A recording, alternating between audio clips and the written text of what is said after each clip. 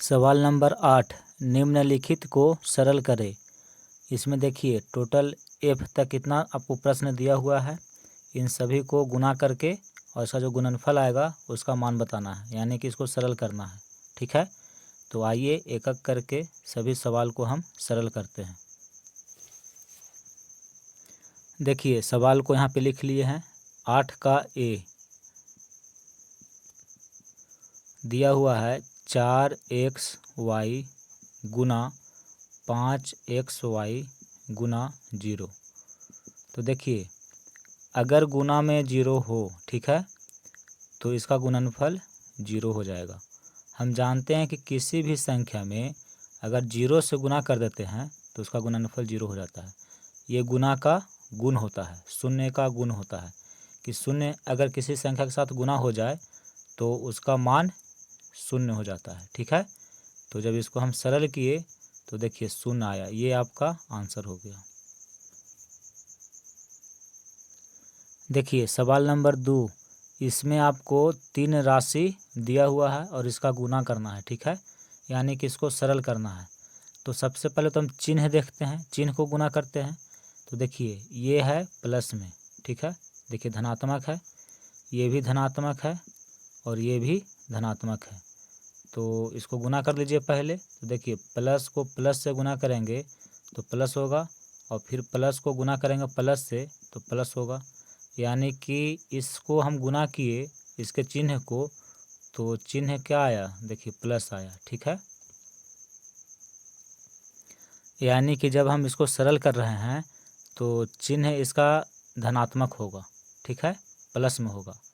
अब देखिए 4/9 है, यहाँ पे 10 है और यहाँ पे 6 है। तो पहले इसको गुना कर लीजिए। तो 4/9 गुना 10 गुना 6, इसको गुना करेंगे तो देखिए 3 से ये कट जाएगा 3 बार में, और 3 से ये कट जाएगा 2 बार में। ठीक है, अब कुछ नहीं कटेगा तो गुना कर दीजिए। देखिए 4 दहें का 40 और 40 दूनी का 80 होता है, और बटा में 3 है तो यहाँ पर लिखेंगे बटा में 3। तो इसको हम गुना किए तो गुणनफल आया 80/3। आगे में प्लस लिखा नहीं जाता है, ठीक है, छिपा हुआ रहता है प्लस, तो आगे प्लस मत लिखिएगा। तो इसको हम गुना कर लिए, इतना आया।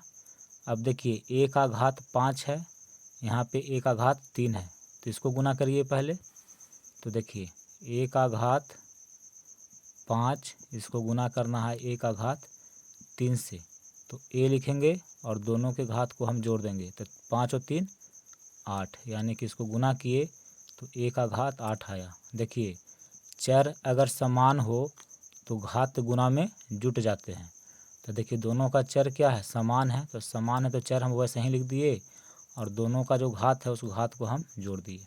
ठीक है, तो इसको गुना किए तो हुआ a का घात 8। फिर देखिए b का घात 2 और यहाँ पे b है, तो b का घात 2 को b से गुना करेंगे तो b का घात 3 हो जाएगा। तो इसको हम सरल किए तो इतना आया है, ये आपका उत्तर है। सवाल नंबर सी देखिए, इसमें दिया हुआ है 20, x का घात 10, y का घात 20, z का घात 30। इसको गुना करना है इसके साथ 10xyz, इसका घात 2 के साथ। ठीक है, तो देखिए इसको हम सरल करते हैं। लिखेंगे 20, x का घात 10, y का घात 20 और z का घात 30। ठीक है, इसको गुना करना है इसके साथ। देखिए इतना का घात 2 है, इसका मतलब ये हुआ कि 10xyz गुना 10xyz। ठीक है, यहाँ देखिए जैसे x का घात अगर 2 है तो इसको हम लिखते हैं x गुना x, जो भी यहाँ पे रहता है इसको 2 बार गुना के रूप में लिखते हैं। उसी तरह से देखिए इसका घात 2 है तो इसको हम क्या किए, 2 बार गुना के रूप में लिख दिए। ठीक है, अब देखिए 20, x का घात 10, y का घात 20 और z का घात 30। ठीक है, गुना, पहले इसको हम गुना कर लेंगे। ठीक है, तो 10 को 10 के साथ गुना करेंगे तो 10 दहें का 100 होता है। फिर देखिए x को x के साथ गुना करेंगे तो x का घात 2 हो जाएगा। फिर y को y से गुना करेंगे तो y का घात 2 हो जाएगा। फिर z को z से गुना करेंगे तो z का घात 2 हो जाएगा। देखिए इसका घात 1, इसका घात 1। राशि क्या है? समान है, चर राशि है और दोनों समान है तो दोनों का घात क्या हुआ? जुट गया। इसका भी घात 1 1 है तो इसका भी जुट गया, 2 हो गया। जेड का भी देखिए 1 1 2 हो गया। ठीक है, यानी कि इसको हम सरल किए तो इतना आया। अब इसको इसके साथ सरल करेंगे। ठीक है, तो देखिए ये भी प्लस में है और ये भी प्लस में है तो प्लस को प्लस से जब हम गुना करेंगे तो चिन्ह प्लस होगा। ठीक है, आगे प्लस लिखा नहीं जाता है, प्लस मत लिखिएगा। फिर यहाँ 20 है और यहाँ पे 100 है तो 100 को 20 से गुना करिए तो देखिए 100 को 20 से गुना करेंगे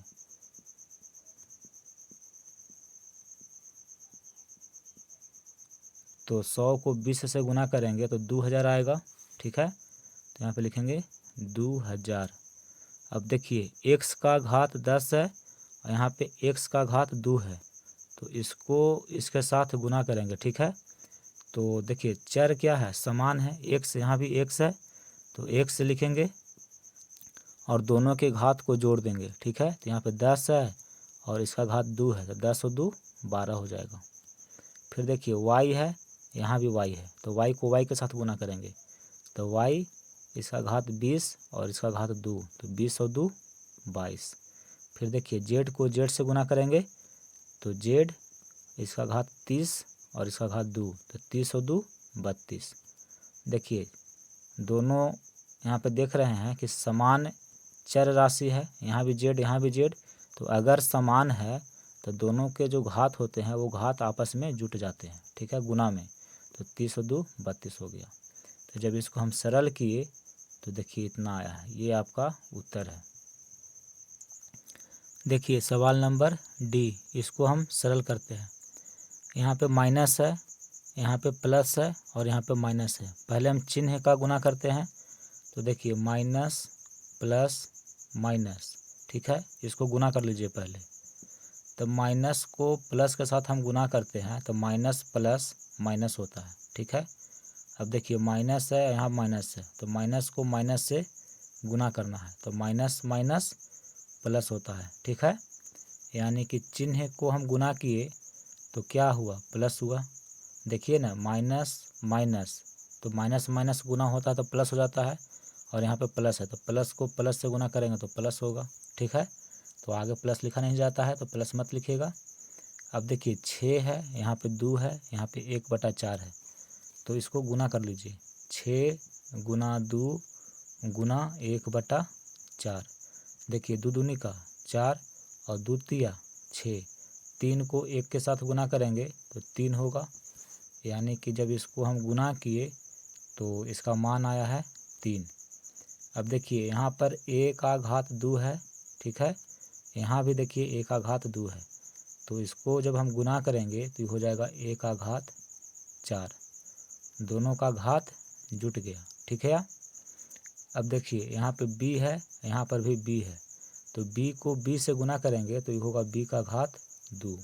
ठीक है, c है और फिर देखिए कहीं भी c नहीं है तो c को यहाँ पे लिख देंगे, यानी कि इसको हम सरल किए तो 3 a का घात 4 b² c हुआ। ये उत्तर हो गया। देखिए सवाल नंबर ई, आपको ये दिया हुआ है और इसको सरल करना है। ठीक है, तो देखिए इसको हम हल करते हैं। यहाँ पे देखिए प्लस है, यहाँ भी प्लस माइनस में है तो प्लस को माइनस से अगर हम गुना करते हैं तो माइनस होता है, प्लस माइनस माइनस होता है। ठीक है, देखिए 5 को 12 से गुना करेंगे तो 12 × 5 = 60 हो गया। यहाँ पे x का घात 6 है और यहाँ पे x है तो इसको गुना करेंगे तो ये हो जाएगा x का घात 7। इसका घात 1 है और इसका घात 6 है तो दोनों जुट गया। फिर देखिए y का घात 4 है तो यहाँ पे लिखेंगे y का घात 4। तो इसको गुना किए तो इतना आया। ठीक है, देखिए गुना का चिन्ह है तो यहाँ लिखेंगे गुना।